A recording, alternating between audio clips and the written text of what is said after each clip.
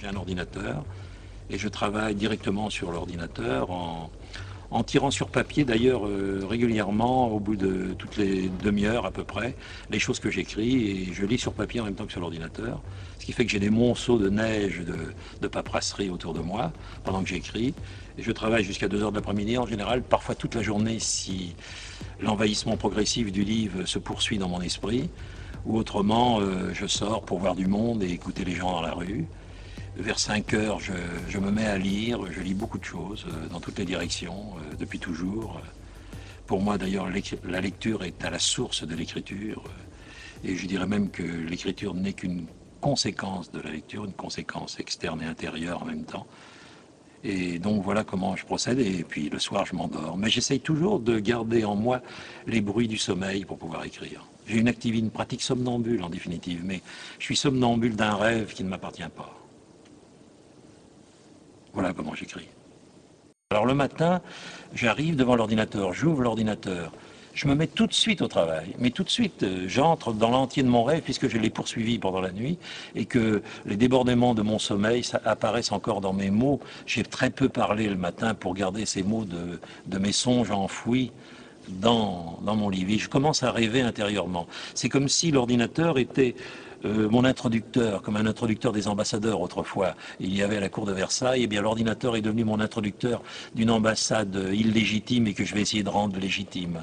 Et je commence à écrire, je frappe, et puis après avoir frappé, brusquement, j'arrête et je tire.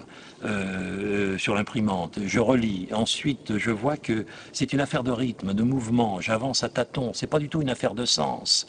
C'est un peu comme si je voyageais de nuit et que dans la clarté de mes phares, j'apercevais peut-être le livre à venir. Alors, au fur et à mesure que j'avance avec les jours et les distances, les mois, parfois les années, un de mes livres a duré 6 ans, qui est un poème, Le Sentiment géographique, et bien peu à peu, je sais de plus en plus de choses à la fois sur les talus et sur la route. Je sais un peu plus de choses sur ma propre locomotion narrative et j'avance peu à peu à travers, porté par cette locomotion narrative et les paysages qui se développent sur les bas-côtés et devant moi. Et 10 pages, peut-être avant la fin, qui n'est pas une fin car je déteste les fins, la fin c'est la mort, c'est plutôt des suspensions, je sais où je vais. L'intérêt de l'ordinateur pour moi, ça a été ceci. J'ai découvert que ça raccourcissait le temps entre ce que je pense, enfin si je pense, et ce qui arrivait au bout de mes doigts. Et que c'était pour moi extraordinaire, parce que j'essaye de retrouver l'oralité perdue de l'espèce humaine qui est plongée dans le sommeil.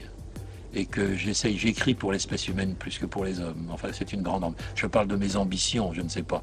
C'est une ambition tellement énorme que comment dirais-je, que je n'ose presque pas la formuler, mais au fond, c'est ça. Et l'ordinateur, pour moi, a été très important parce que ça raccourcit le temps mental. Avant, je raturais tout le temps, puis je m'énervais. J'utilise comment dirais-je, l'ordinateur de façon archaïque, c'est-à-dire, oui, que j'ai plein de pratiques que j'utilise pas, quoi. Je l'utilise comme une machine à écrire au fond, et il y a plein de fonctions que j'utilise pas. J'ai toujours peur d'ailleurs que ça s'efface, alors j'ai peur qu'en touchant, c'est une boîte un peu magique pour moi, enchantée un peu. Et en même temps, il m'agace par moments, mais d'une certaine façon, il est assez fidèle. Et donc, c'est dans cette pratique que j'ai de l'ordinateur un peu, une pratique archaïque de la modernité, ça me convient tout à fait, parce que le mot moderne m'a toujours fait rire. Parce que la modernité me semble toujours l'expression la plus récente de l'archaïsme.